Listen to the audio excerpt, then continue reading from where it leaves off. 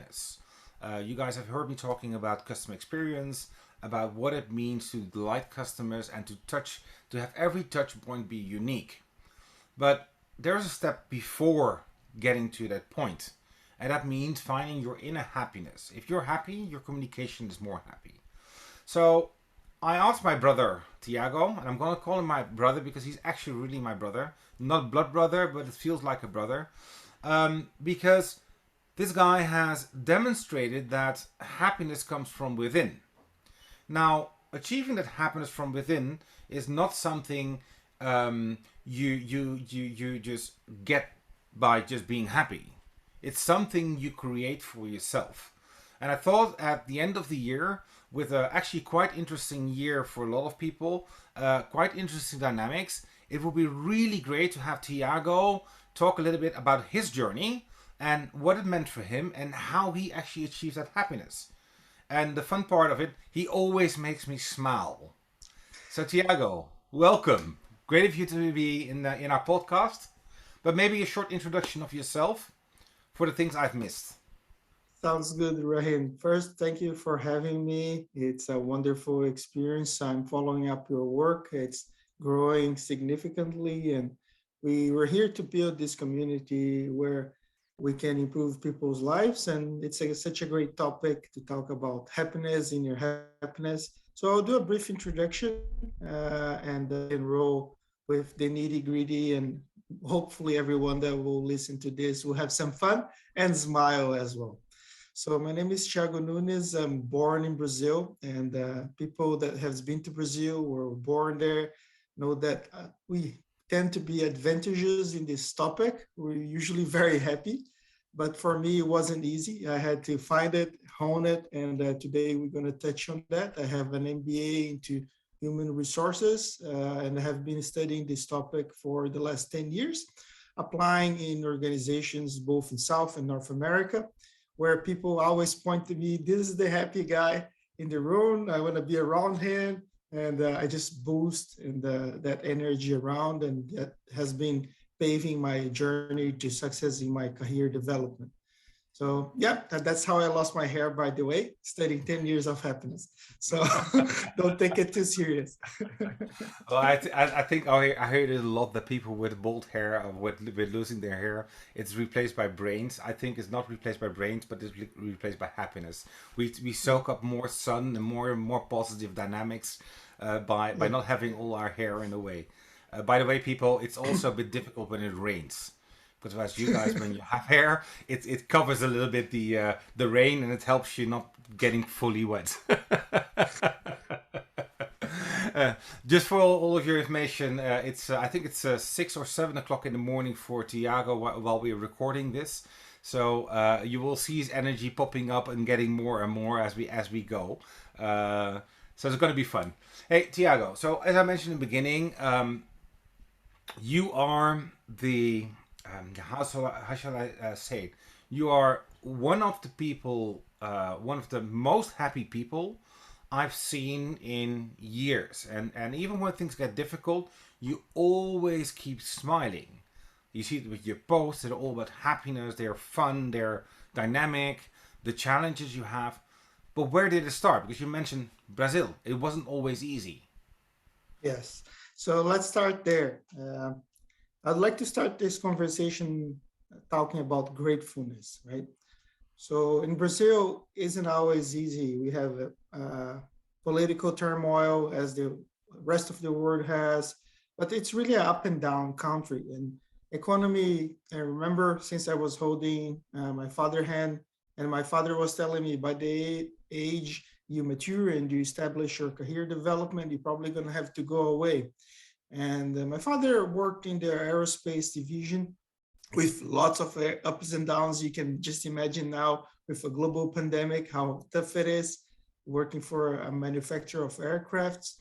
And we're also with an economy that has changed so much. So the Brazilian real is very different than stability in the euro or the American or the Canadian dollar. So it's just a country where you have to develop this resilience. And for me, it came really early by practicing martial arts. So by the age of 5 or 7, I started with judo, and then I transitioned to karate style from Japan called Kyokushin.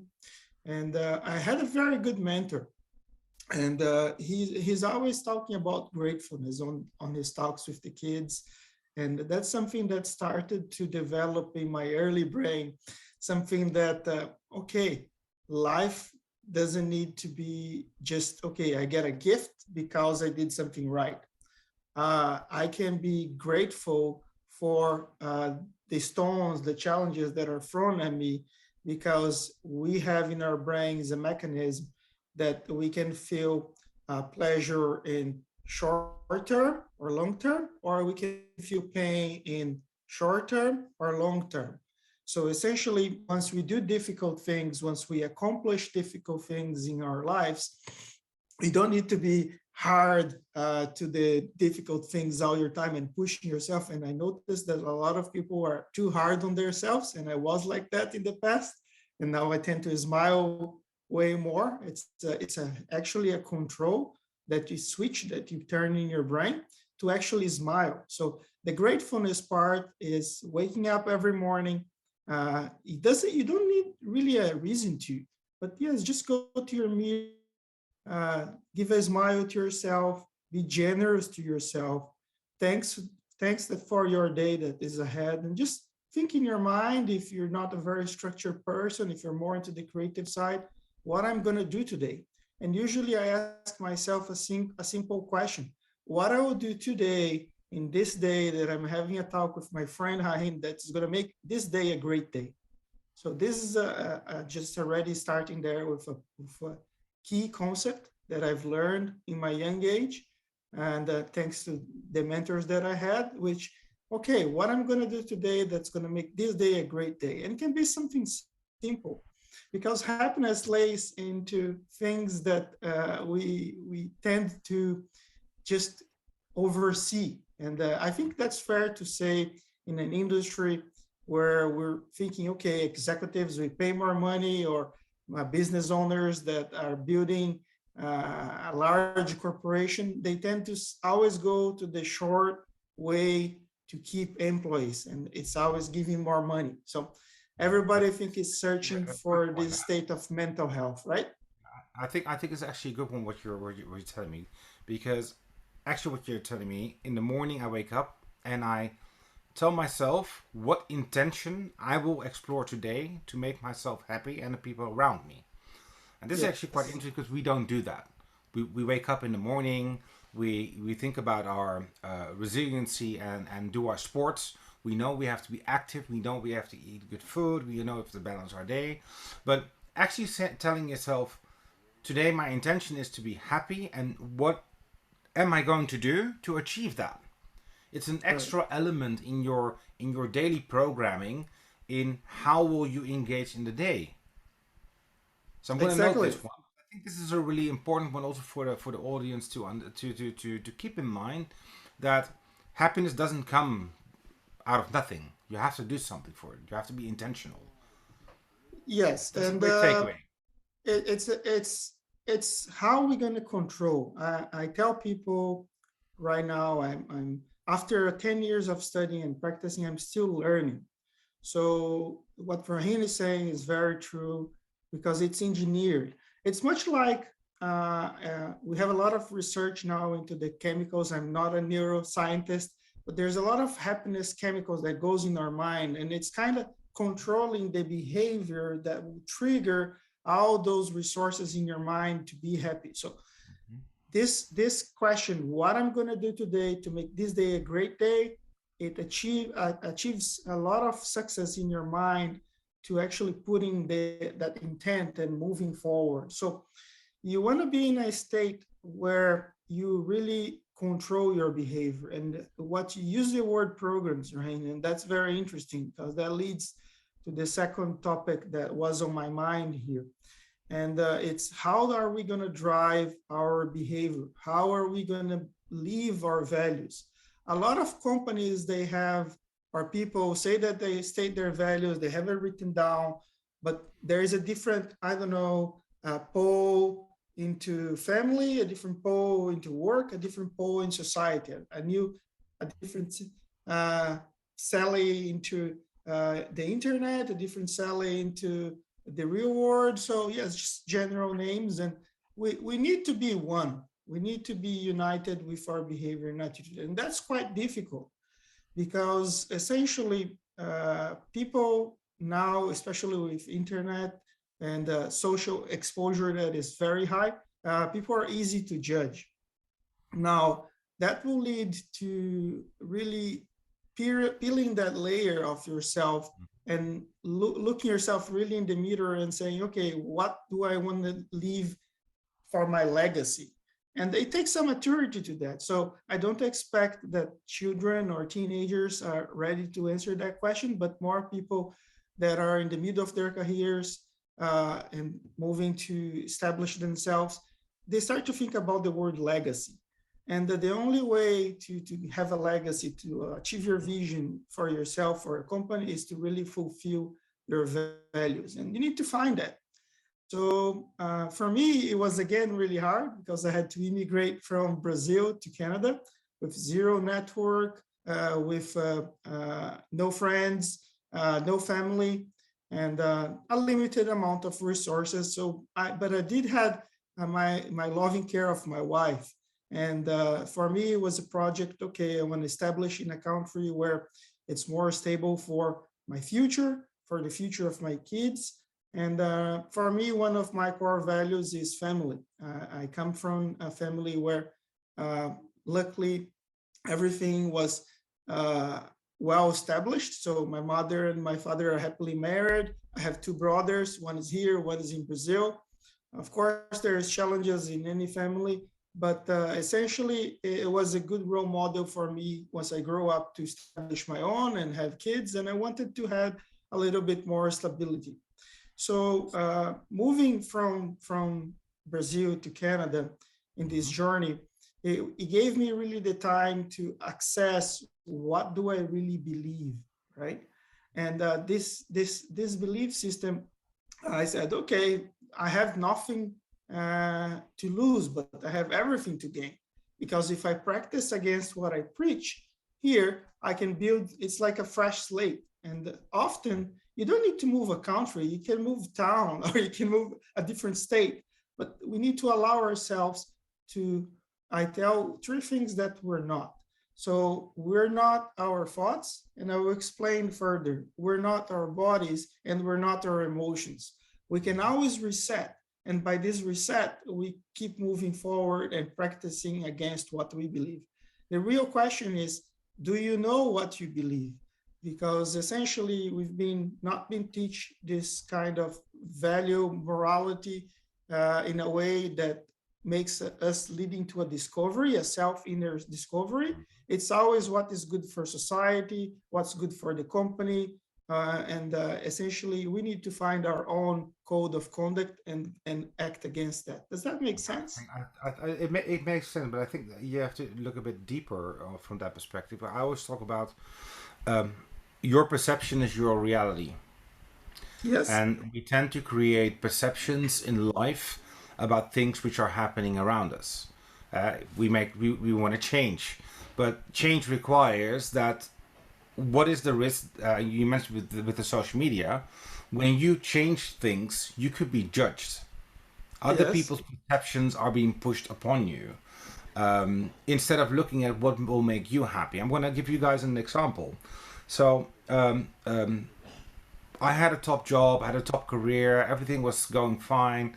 I was living the dream, and for the outsider was an achievement, accomplishment, because everything was sorted. The money was sorted, the house was sorted, the travel was sorted, the fun was sorted, etc., etc. When we got into our, we called it Project Life, and I spoke to it already in one of the beginning of the podcast. We said, look, what is the essence of life for us? What does life mean? What do you want to get out of it? And we created a new mission, new values, new mission. Family is one of them. Spend more time with family, being able to see my son grow up, which is really important to me. But also adventure. is something I wanted to achieve, and not the adventure I was having on a work life, but I wanted to have a total adventure. So I didn't see the split between work and life. I just said, okay, if I want to change that to find that new dynamic I was looking for, I also need to change a lot of other things. In our case, we did the same thing as you. You moved from Brazil up north. We moved from Holland down south to Spain Nice. to find a new way of thinking in life. And I do think that when you're young, you have an ambition which is fed often by how you've been brought up.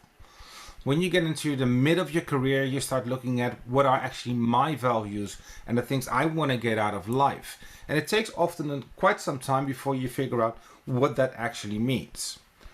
One thing I want to add on this one is that I believe also that your values change over time.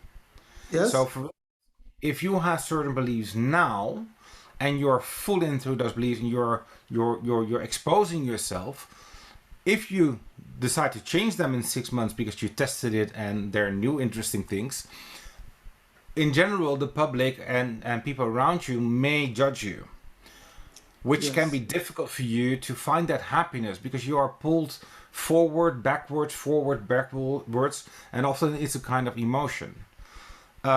Perception then could be reality. And that's something which often can block, I think, to find your true happiness. Yes, that's a very good point, Rahim. It's a fine balance between what you're going to expose yourself, what behaviors you're going to do, and what I do. And I was having this discussion yesterday at home. Is I don't know exactly, as I was preparing for this conversation, I don't know exactly what I did, but probably it's related to martial arts, which is this mental toughness of not looking at criticism, and especially with social media. Nowadays, there's a lot of trolls and people that are just cyber bullies, you can call it that way. And I don't judge myself based on others' perspective.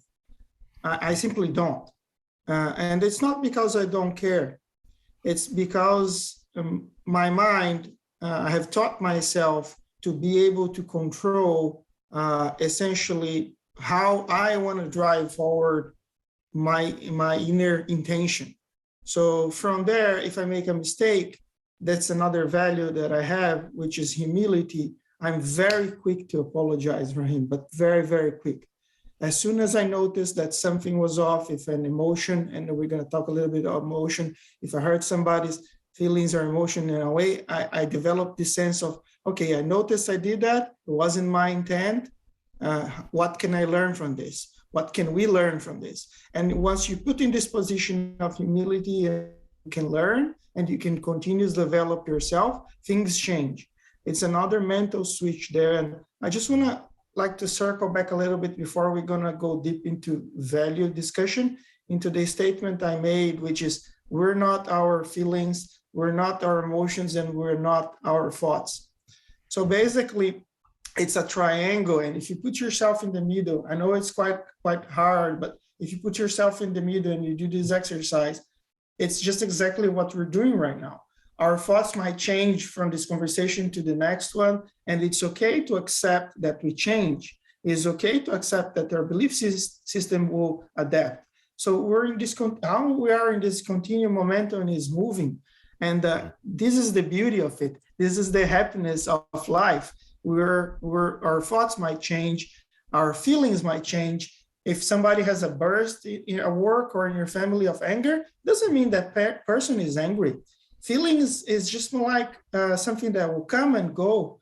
If you're happy, you need to hone it. You need to keep being yourself happy. And it's a discipline as well. So, and the last part is, okay, we're not our thoughts, we're not our emotions, and we're not really here in our lives, as you can see from us just making a little joke, we're evolving. I had hair, so now I don't have hair.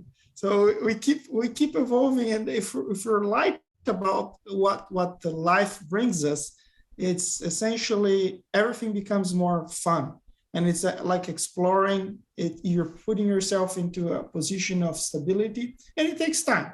It's practice, but yes, it's taking it lightly, everything that it comes at you.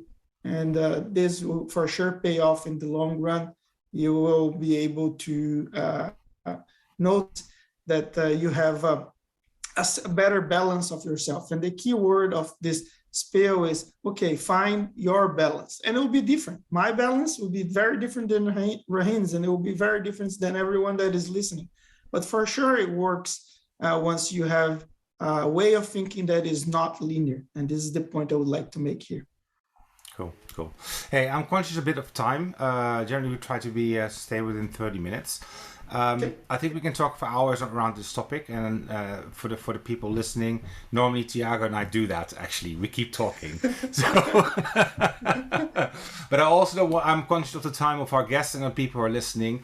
Tiago, if you look at what will be the top 3 tips you want to share with the people in the things they could do to become happy, or to find a method to try and learn how to become happy every day, how to find that fulfillment every day. I'm sure you will have 2 or 3 examples or top tips you can share. Absolutely. Number 1 is control your sense of discipline. So what do I mean by that? Reward yourself. Every day that you wake up, if you make your own bed, if that brings you fulfillment, you check the box that, okay, I did this, I can do this. Make yourself a good breakfast. If you make a good breakfast once a week, you're achieving your brain a sense of pleasure. So we want to achieve at least a ratio of 6 positives to 1 negative, and start that early in the morning. The early, the better. Give yourself, for me, it works every day. I smile into the mirror. So I wake up, I go into the mirror, and I give myself a big smile. I'm smiling to life. I don't have a reason. I just smile, right? And this is probably why you see me smiling, because it's mechanic. You just develop this over time, right?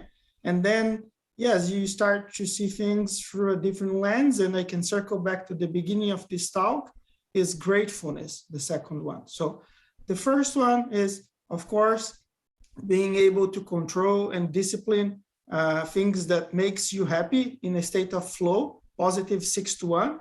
The second one is practice your gratefulness.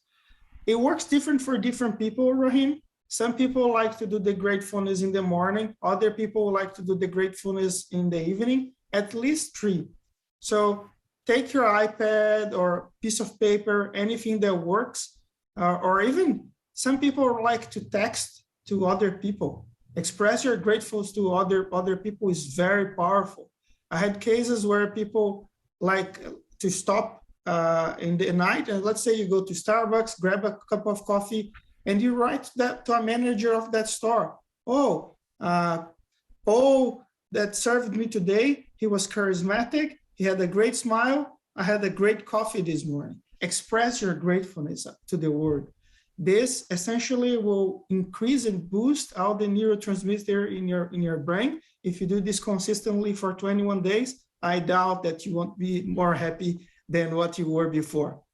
So positive thinking, express your gratefulness, and I mentioned the discipline with the positive thinking. I think that's enough to boost your productivity, to boost your inner happiness. Those are simple behaviors that everybody can do. Yeah, I really like the part around sharing what you're grateful for. I think about a year ago we had a similar chat. It was an offline chat. And we are part of a wider network of consultants, leaders, coaches. And one of the people who's also connected to us came also up with greatness. And she's amazing in greatness. You will see it online. You need to check Sally Anderson. She's so amazing in demonstrating greatness. And she's so blessed on what's happening around her. So if you guys are interested, just check out Sally Anderson Jean. She's amazing. And that's also linked to this. she often does that with me. She sends me messages through the week. And the funny part is she's in New Zealand, I'm in Spain. But it's just also like my sister. And that really motivates me to stay positive. And I think I need to do that more also on a day-to-day basis. Hey, Tiago, thank you so much for sharing your happiness with us and also giving us some tools to apply ourselves. If people want to connect with you, how do they do that? Because I think that you have more to share. Your posts are amazing on LinkedIn. How can they get into contact with you? So please, yes, I would like to connect with all of you on LinkedIn. That's my main platform. I share quite a bit of automotive background nowadays. This is where I live my career. This is my profession. The happiness, I tell Rahim off camera, that is my volunteer work to society. And essentially, that's where you see a lot of content, usually in Fridays and the weekends, with some thought-provoking ideas and concepts to develop mindset. So I do post about mindset and culture over there, closer to the weekend. And that would be, I have a pleasure to connect with you. Under LinkedIn, you find me under Tiago Nunes. So I'm sure you can find on the description of this video my name and Nunes. And you see a shining smiley head there. It's indeed a shiny smiley head. I love the picture, by the way. It's full of happiness. On that bombshell, thank you again, Tiago. It was really amazing having you as part of our podcast show. Guys, I will put some links in the comments below, and I hope you enjoyed it and that it actually adds value to the community. I'm sure it will. It just requires you to start putting in a process for yourself to achieve that happiness. And like Tiago says, it's not happiness tomorrow. You need 21 days. You need 6 examples. So keep that in mind. Happy holidays for the people who are listening. Tiago, again, also you, happy holidays. I'm really blessed to have you in my network as a brother, as a friend, and as a co-creator. Thank you. Thank you.